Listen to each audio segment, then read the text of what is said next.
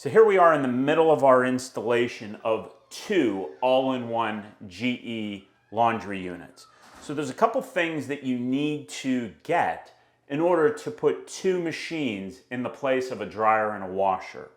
Number one, you have to get two Y connections. Okay, so we've got a Y connection for the hot and a Y connection for the cold, because we have to do our hot to one machine, our hot to the other, cold and cold.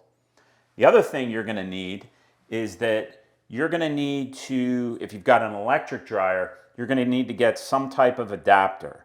Okay, so there's various manufacturers that make these 220 to two separate 110 plugs.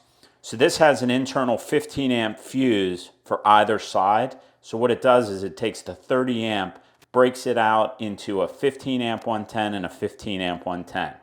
These machines need dedicated power. So if you don't get this adapter, you're going to have two dedicated 110 lines.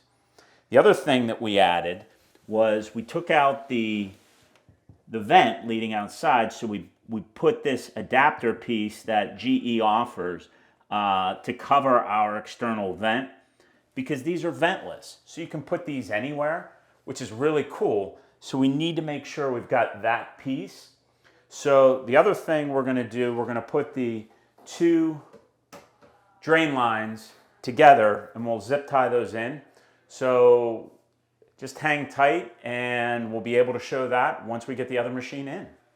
So we're still in the middle of the installation, but what we did was we took the two drain tubes that come from each machine, put them down into our drain in the wall, zip tied them so they won't pull out. What you want to make sure is don't push these down too far. Push them down only about 3-4 inches max, because if you push them down too far, you may get sewer gas coming back into the machines.